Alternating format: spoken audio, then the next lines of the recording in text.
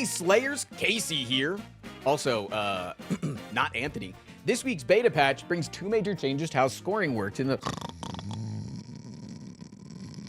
Yeah, don't care about the daily stuff. Now, let's take a look at the rest of the updates, including updated arcs. Some reworks and balance changes, a new Ironclad card, and new Nial relics. One of which may be very similar to seasoned Slayers. I use black pepper in my dishes. Am I seasoned? Hey everyone, Anthony here. Oh, this week's... Never mind, Anthony is here. This week will be a grouping balance and content changes together to better talk about how each section changes overall. Ancients added new Nial relics. Nial's bones. Upon pickup, gain 2 random... What? Nial relics? What are Nial relics? Is that these? Are these Nial relics? Wait, so I get 2 starter boons? But they still come with their downsides, right? But you get 2 of them. Plus an additional curse. Okay. Sweet. File holster. Upon pickup, in 1 random potion slot and procure 2... Oh, I like this. Wait, that's really good. Wait, that sounds so good. Or winged boots. Yeah, I know of this one. Yeah, I know of this one. Guys, as a seasoned Spire player myself, I know of this one. And I don't think it's that good.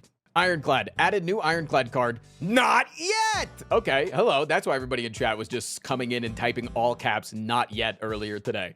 That would make sense. Rare. Skill. Cost 2. Heal 10 to 13 HP. Exhaust. Oh. So people were complaining that there was no Reaper, and so then they added a Reaper. All right, I'm on a train now. Depreciated. Grapple. Wait, it's just gone?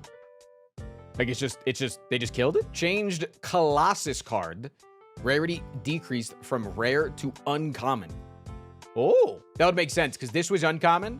And so then they add a new rare, and then they move Colossus to uncommon. This set of changes is directly aimed at improving Ironclad's survivability in a big way. Colossus moving to uncommon pool lets him lessen the need for the rare defensive options. Should also help Ironclad players that are missing out on weak. To make room for an uncommon Colossus, an existing uncommon had to be cut. Grapple was too low impact and redundant with Juggernaut, so it made sense to cut. Not yet gives it Ironclad a much-needed healing option. Okay. Silent. Changed acrobatics. Rarity to Ooh. Ooh. Yeah, it does make sense, because a lot of, like, the big draw cards for the other characters are also uncommon. Yeah. Okay. Reworked follow through. It was an uncommon attack that costed 1 and dealt damage to all enemies and would apply weaken. Now it is a common attack, costs 1, deals 7 to 9 damage. If you have 5 or more other cards in your hand, it hits an additional time. Oh, I get it, because it boom follow through. Makes sense. Makes sense. Buffed Memento Mori. Base damage increased from 8 to... Buffed Speedster. Damage increased from 1 and 2 upgraded to 2. And the upgraded is changed to Gaining Innate. Okay. That's good. I think that's necessary, because Speedster definitely felt way too weak at 1. Like, it felt unusable at 1. Yeah. Regent. Changed Regalite Relic. Now grants block from any card created, not just colorless. Enemies. Decapitated Tunneling. Twosome Fight from the Hive. Wait, this is the one that has the Chomper and the Tunneler, right? I did fucking hate that fight. Okay. Nerf the Living Fog. No longer increases the amount of bombs it spawns over time. Is that too good of a nerf? I know people really hated it. But this is mostly good for multiplayer. I agree. Multiplayer, this guy was a run killer. But I feel like 1 AoE card and we were fine in non-multiplayer. Nerfed Skulking Colony. Again? Am I crazy that I actually thought that the colony was good this past patch? I thought it was okay, but I guess this is like not that much of a change. And I guess like at 15 per hit, this increases the cycle by 1. Like this allows you to kill in one fewer turn. Right? So that's cool, I guess. Nerf the Birdonus. Okay. 10 less health? That's fine. Yeah. I think that feels right, actually. Nerfed Doormaker. Overall damage numbers nerfed and moved around to better align with the Doormaker's powers. No longer applies debuffs and gains less strength. So, bad. I love the Doormaker nerfs. I was in Jackie's stream this morning, and I literally just asked, does the Doormaker feel better while he was fighting the Doormaker? And he didn't respond to me because I think he was just in the Doormaker fight. He was just going crazy. But like 4 other partnered broadcasters and like a bunch of chatters just started saying like, don't lose to the Doormaker because they'll nerf them again. And I think that they were talking about us and like people like us that were struggling with the Doormaker. I think they might have thought it was fine. I disagree fucking heavily. I disagree so goddamn heavily. That the Doormaker was not fine. No, they weren't making fun of me directly. I think they were making fun of the community. No. Let me be clear. They were making fun of the community overall, not me. I think it was us that like disliked the Doormaker, not our community specifically. No. You guys are mistaken. I got no beef with the creators. They were being funny. I just didn't realize that outside of this community, people had differing opinions about the Doormaker. I thought that it was pretty unanimous. Do you guys think that it was really that strong? Yeah. I had multiple runs that were like god runs that lost 0 HP in all of Act 3, had 2 good potions and like 25 relics going into the Act 3 boss that would struggle against him for no fucking reason. Japanese export thought he was easy and said that he's free now. I also didn't like his mechanics that he punishes you every turn for just playing cards. Like every turn I should not be punished for existing.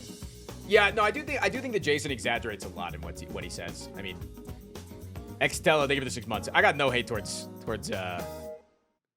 any of the content creators. I've lost more runs to the waterfall than Doormaker. And there's something to be said about the waterfall boss that like he requires you to rest no matter what, and that kind of feels lame sometimes. I think the Doormaker mechanics are pretty smart in the same way that the type of time eater mechanics in Slay the Spire 1 punishes you for playing cards. The exhaust turn is especially cool to me. I think that the exhaust turn is really fucking cool. I do not like the you cannot draw additional cards turn because that feels way too RNG driven to me. Bat Knight, thank you for the 3 months. I think not being able to draw additional cards is like incredibly stifling to what almost every single deck in some capacity likes to do or wants to do at some point. Like I come at it, here's my thing. I come at it more from an anti-player agency idea than it being less than it being hard. I do think that it was too hard. I do think that it was overall too many archetypes got stifled 66% of the time because I was fighting the Doormaker. And I think that that is lame. Like, so for instance, Time Eater. We want to compare to Time Eater a lot in Slay the Spire 1. People always said, oh, if you're doing shivs, you can't go and fight the Time Eater. You could. That's the thing. You could do shivs against the Time Eater. You just needed really fucking big shivs, or you needed consistent ways. You needed like melees to be able to deal with the scaling of strength, or you needed like you needed to outscale the Time Eater like with Shuriken and Kunai. Like you needed things that like would accent your shivs. But it feels like if you're doing a run that wants to heavily draw, there's just nothing you can do. You see Doormaker and you're like, oh, okay, that thing that I was doing, I now have to do something different. And that feels bad to me. It takes away player agency 66% of runs. What if it was like every time you draw a card, discard a card? That feels cool. Draw the left or discard the leftmost card in your hand. Ooh, that'd be cool. Every time you draw a card, discard the leftmost card. I don't know.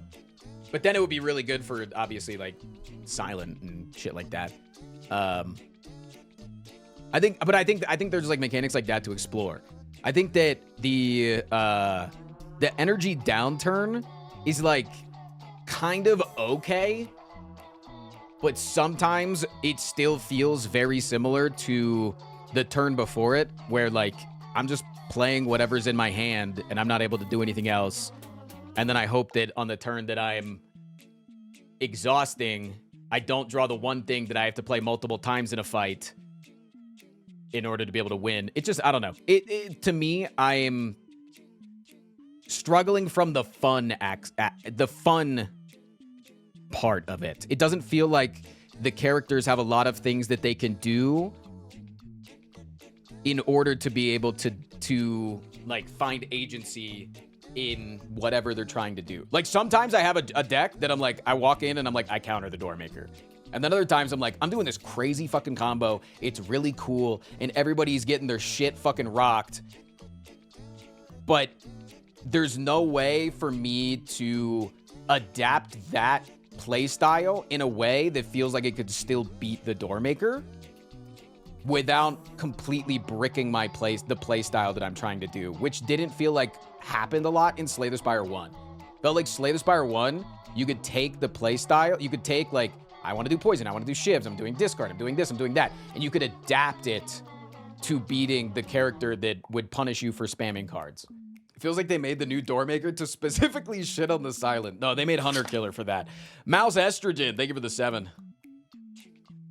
Your max hand size being 5 would be kind of sick. Dude, that's such a good idea. Yeah.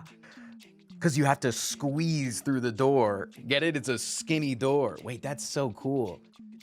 Yeah, fucking 5 max hand size. And they could like put a little effect on the screen that like makes you feel constricted, you know? Like the walls of the screen like move in just a little bit. Yeah, and like that's what I like about the early access stuff is I don't ever want to feel like I am wrong for saying my opinions, because getting things changed on the beta version of the game is not a bad thing. Like, I feel like this community probably played a major role in this Doormaker getting nerfed, right? And if the nerf feels like shit, express your opinion. Say that it was better last time. And then hopefully they change it back to what you want, or they try something new. Getting weekly patches in order to try new things and finding what feels the most fun is really cool to me. I honestly think that the lamest Act 3 boss is the Queen. Not even because of the bounding. The bounding is fine. I think that's a fine mechanic, and there's plenty of things to do to counter it. I think the Queen is fucking lame because 75% of the time, I don't interact with the minions. I just kill the fucking Queen. It feels like I'm punished for killing the minion, taking extra time in the fight, because then the Queen just hits you harder than the minion did. Like, I think the Queen is Ben shit. I love the test subject, though. I think test subject, cinema. Tingles. I think test subject is a great fucking boss. Rewarding you for being able to, like, smack really fucking hard early on, and then you having to be able to scale up and remain consistent, I think he's pretty solid. It almost feels like the Queen should have, like, multiple minions, kind of like the Kin Priest, and you're encouraged to kill the minions, and as you kill the minions, like, this was my idea that I, like, thought up in the shower thoughts. As you kill the minions, you lose the 99 debuffs. You lose one of them, right? Every time you kill a minion, you lose one of the debuffs. But the Queen gets stronger. So you get stronger, but the Queen gets stronger. So you're like breaking the shackles that the fascist dictatorship has over you. And they called the Queen Tronald Dump. He's an arsonist on a noble quest to escape the wrath of the IRS. He's got conflicting positions in the endless fight for queer folk